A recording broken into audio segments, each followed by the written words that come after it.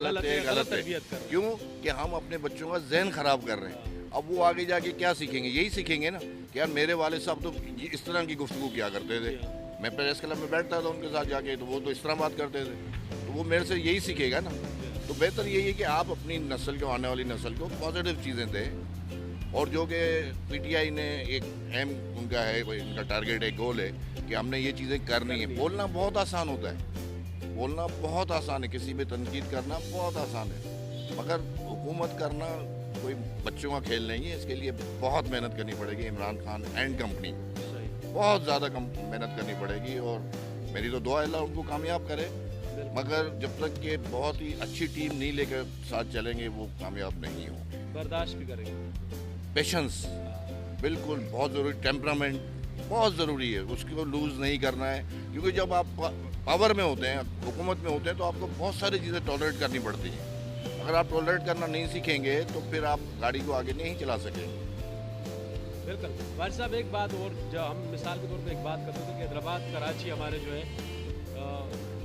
जो हमारे जो ये हम जहाँ पे रहते हैं, जहाँ हमारा शहर है, हैदराबाद है, कराची है, दूसरी जगह पे कुछ थोड़ा यहाँ पे ऐसा हुआ कि माहौल नौजवानों के लिए, यही पार्टियाँ तनकीद करती थी कि आपने कलम लेकर कुछ और नौजवानों के हाथ में दे दिया।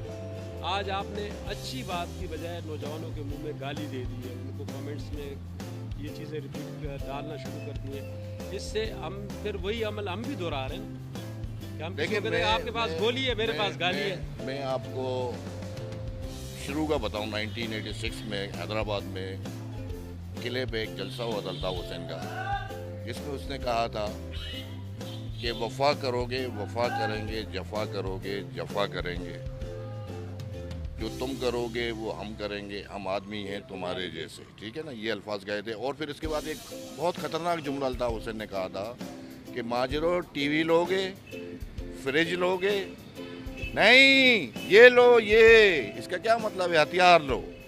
तो ये बहुत गलत रविश पे कौम को डाल दिया था। और मैं समझता हूँ कि पिछले जो 30 सालों में MQM के दौर में माजिर जितना नीचे गया है, पश्ती में गया है,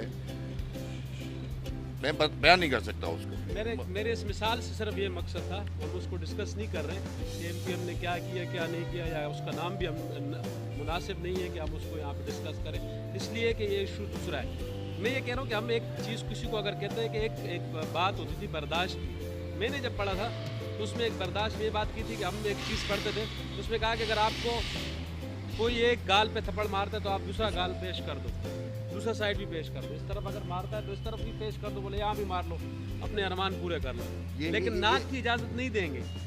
आज जो चीज़ हो रही है, ना ये गाल है ना ये गाल है, बस डायरेक्ट सीधा सीधा गाली है।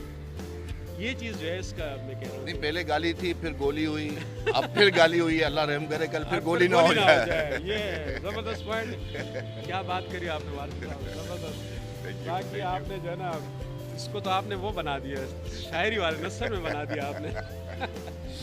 कैसे आप? ठीक ठाक है, खैरियत है?